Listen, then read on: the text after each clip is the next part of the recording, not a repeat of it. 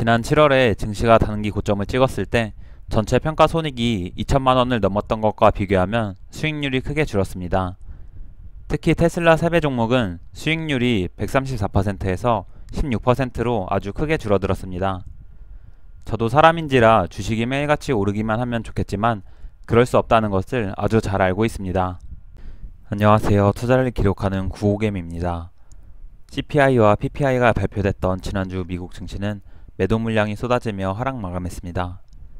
목요일에는 CPI가 예상치를 하회하며 나스닥이 장 초반에 1.6% 넘게 상승했지만 장 중반 들어 상승분을 모두 반납하고 하락 마감했습니다. 금요일에는 PPI가 예상치를 소폭 상회하며 개장 전부터 선물지수가 하락하더니 결국 나스닥이 마이너스 0.68% 추가 하락하며 마감했습니다. 월가 언론이나 유튜브에서는 이렇게 물가지수 때문에 주식이 하락했다고 설명하지만 개인적으로는 여전히 채권과 외환시장의 변동성과 많이 오른 주식시장에 대한 차익 실현 때문에 주식이 하락한 거라 생각합니다. 10년물 국채금리는 하락하는가 싶더니 목요일과 금요일 이틀간 강하게 반등해서 다시 4.1%를 넘어섰습니다. 일본 엔화는 달러에 비해 계속 약세를 보이며 지난 2008년 금융위기 이후 유로 대비 가장 크게 하락했다고 합니다. 엔화 가치가 떨어지고 물가지수가 안 좋게 나오자 달러 지수는 지난주 고점을 돌파해서 103 근처까지 올라왔습니다. 금요일에 진행됐던 30년물 국채 경매는 금리가 4.189%로 입찰됐고 이는 지난 2011년 이후 최고치라고 합니다. 신규 채권이 높은 금리로 입찰되자 기존에 발행됐던 30년물 국채 금리도 금요일에 급등해서 4.26%까지 올라왔습니다. S&P 500 기업들의 일주일간 주가 동향을 살펴보면 올해 많이 올랐던 빅테크 기업들의 조정이 계속됐고 올해 소외받던 헬스케어와 에너지 섹터가 강하게 상승했습니다. 기술주 안에서도 반도체 기업들이 중국 수출 제재라는 명분으로 유독 크게 하락했고 엔비디아는 주간으로 8% 넘게 하락했습니다.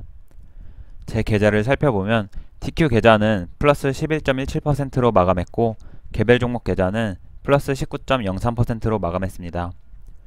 지난 7월에 증시가 단기 고점을 찍었을 때 전체 평가손익이 2천만 원을 넘었던 것과 비교하면 수익률이 크게 줄었습니다. 특히 테슬라 3배 종목은 수익률이 플러스 134%에서 플러스 16%로 아주 크게 줄었습니다. 저도 사람인지라 주식이 매일같이 오르기만 했으면 좋겠지만 그럴 수 없다는 것을 아주 잘 알고 있습니다. 평가손익이 지난달 2천만 원에서 현재 800만 원 정도까지 내려왔지만 이런 과정을 필연적으로 겪을 수밖에 없습니다. 평가손익이 2천만 원을 넘어 3천, 4천만 원까지 올라가려면 지금처럼 조정의 과정은 피할 수 없습니다. 머지않아 나스닥이 조정을 마치고 전고점을 돌파해서 올라가면 평가손익은 3, 4천만 원까지 올라가겠지만 그때 또 조정받으면 평가손익이 2천만 원까지 줄어드는 과정을 겪을 것입니다. 혹자는 그럼 주식이 올랐을 때 팔고 떨어졌을 때 다시 사면 되는 거 아닌가요? 라고 물어볼 수 있겠지만 이건 워렌 버핏도 할 수 없는 일입니다. 누구도 시장의 고점과 저점을 예측할 수 없습니다. 괜히 시장을 예측해서 사고 파는 것을 반복하는 것보다 변동성을 신경 쓰지 않고 좋은 주식을 오래 보유하는 것이 장기적으로 훨씬 수익률이 크다고 생각합니다. 아마 이번 조정에서 주식을 일부 혹은 전량 수익 실현하는 사람들이 많을 거라 생각합니다. 이미 보유자의 영역으로 진입한 나스닥과 빅테크 기업들은 한번 매도하면 다시 매수하기 상당히 어렵습니다. 결국 앞으로는 각자의 그릇에 맞게 수익을 챙겨갈 것입니다. 이번 조정을 통해 손바뀜이 일어나면서 시장은 새로운 상승 파동을 준비하고 있습니다. 많은 개미들이 상승장에서 오히려 손실을 보는 이유는 주식을 처음에 싸게 팔았다가 나중에 후회하면서 비싼 가격에 다시 매수하는 실수를 반복하기 때문입니다. 이번 조정에 이미 주식을 매도한 분들은 여기까지가 내 그릇이었다 라고 생각하며 매도한 종목에 미련을 버리셔야 합니다. 이렇게 매도하고 후회하면서 나중에 포모를 견디지 못할 것 같은 분들은 지금 증시의 변동성을 견디며 주식을 홀딩하셔야 합니다. 최근에 하락 모멘텀이 상당히 강해서 조정이 얼마나 깊고 오래 갈지는 모르겠습니다.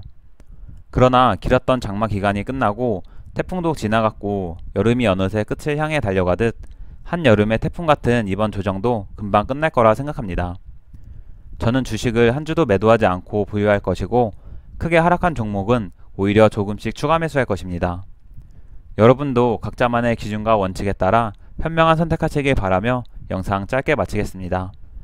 내용이 유익하셨다면 좋아요, 앞으로도 구호개미의 투자 과정이 궁금하시다면 구독, 미국 증시나 투자에 대한 의견은 댓글로 부탁드립니다.